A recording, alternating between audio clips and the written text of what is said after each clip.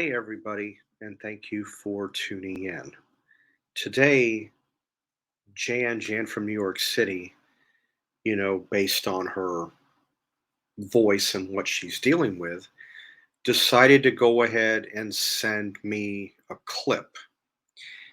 And I'm going to go ahead and put that on. And as you might remember, on Tuesday, she and I had a chance to interview Prepper Princess. So this video is going to focus on that, and I'll come back and give my viewpoints.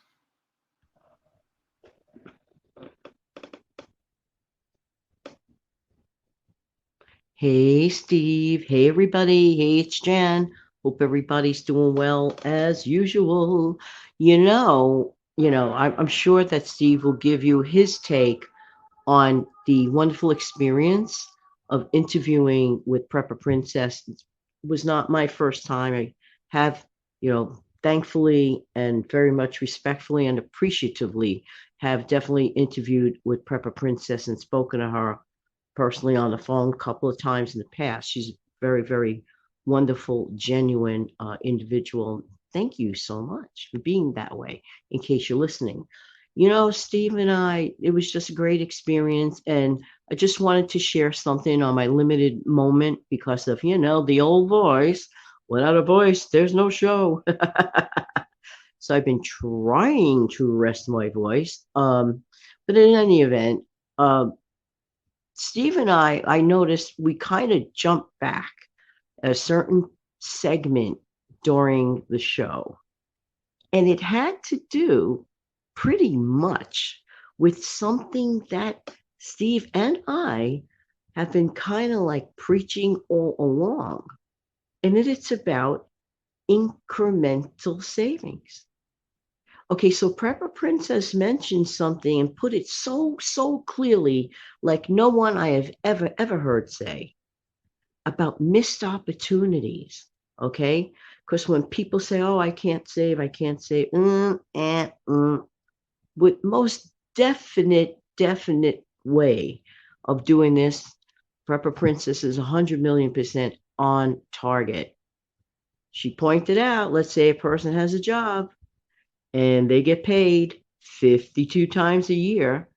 That is 52 opportunities to save. What? Yes. So, and then she pointed out 52 times a year to save times 20 years gone by. Let's do the math. Take a number, any number that you could consider saving, and just do it. Just do it. Because if you go back to that video, and I strongly suggest you do, if you go back to that video, it is just the goodness, honest truth that when Prepper Princess mentioned that she did a poll on people about regrets, a lot of people are, well, sorry they didn't save. They missed out on a lot of opportunities. We don't have to do that. Now, a lot of people with the holiday season upcoming, in a moment's notice, as far as I'm concerned, after September 1, it's the holiday season in terms of shopping and prepping. But that's my opinion, but not necessarily just an opinion. Like in the retail world, this is like quarter four, September, October, November, December, right? So I am not an 11th hour person by any stretch of the imagination. And having been there and having said that, you still have a really wonderful opportunity to shop incrementally, the way you would save incrementally. So, yes, the shopping is great. People want to shop. Wonderful. Nothing wrong with that. Shop away. But also, there seems to be many people carrying a $10,000 credit card debt. Go back to that video. Hey, Steve, just want to say thank you so much for having me on your show. And everybody take good care. And hopefully things will be running up just like usual next week. Have an amazing, fantastic day. And thank you for having me on your show, Steve. Take good care.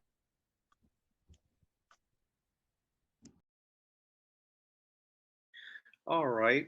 I appreciate that, Janet. I have to agree, um, with her, you know, about the saving. But before I get into that, I just want to say that it was a real pleasure for me to be on that interview with Prepper Princess. I've been a subscriber of Prepper Princesses now for probably a, almost a year and a half because Jan uh, told me about her and told me about her content, what type of videos and the type of thing that she likes to post. So I started going over and watching her videos, and I liked what I saw, and I became a subscriber. But that was really all I knew of Prepper Princess. I didn't know any more, pretty much in depth, except for the things that I have heard about her. But then when Jan and I got a chance to interview her this past Tuesday, it was great. I really enjoyed it. I have to agree with what Amber said. Amber nailed it. What Jan and I have spoken about, off and on, she pretty much, you know, put the icing on the cake as far as that went. But anybody, and I mean anybody, can save money. Don't say that you can't. I don't buy that. I'm sorry. I know that you have people that get paid every 2 weeks. You may get some that still get paid every week. It's not that often, but it's still out there on occasion. And then you have people that get paid once a month, fixed income, Social Security, whatever the case may be. And all you got to do there, I mean, it's pretty easy. When if you have the paychecks coming in throughout the month, you can always pull $50 out, 50-50. So you got $100 saved for the month, free and clear. At the end of a year, you've got 1,200.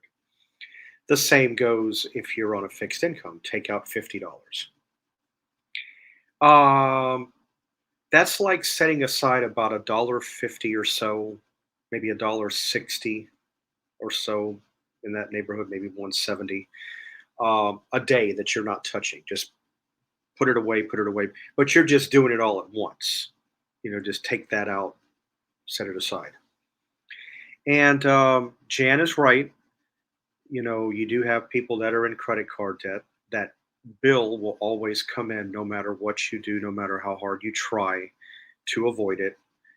It's still going to come no matter what.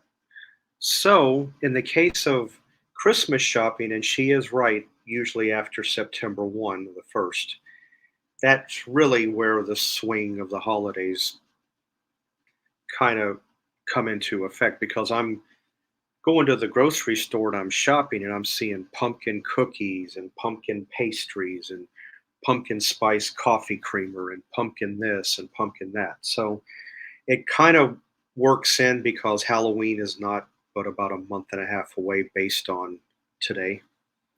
So, you know, it just all you got to do if you want to have a credit card free shopping for Christmas, all you got to do use the same strategy like what I just mentioned. Um, you can start in January, February. Just take $50, 50-50. If you're able to contribute a little bit more, that's fine. Sometimes it could be a little less, but that's okay. But let's say on an average that you're able to save up about $1,000.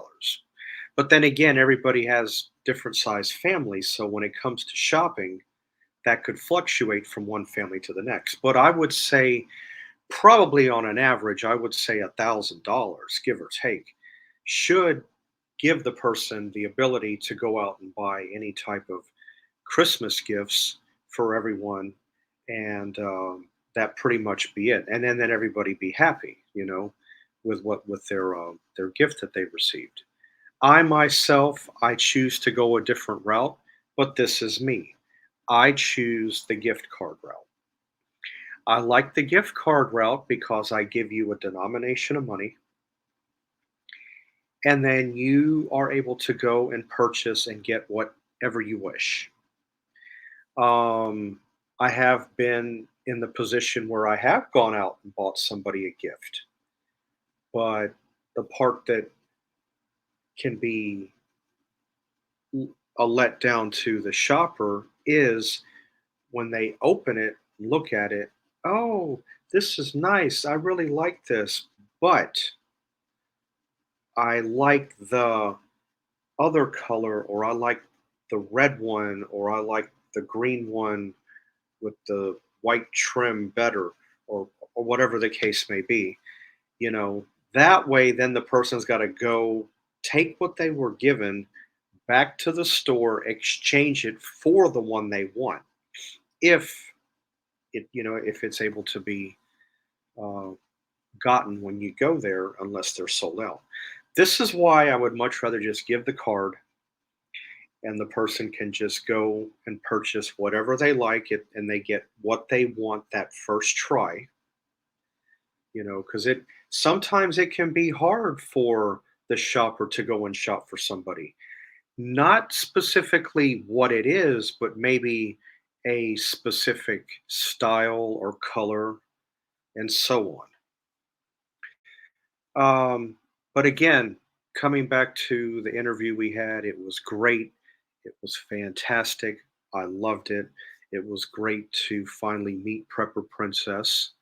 And I have to agree with everything she said. She was spot on.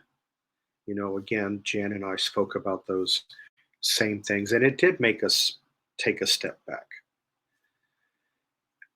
Anyway, I hope all of you have a great rest of your weekend, and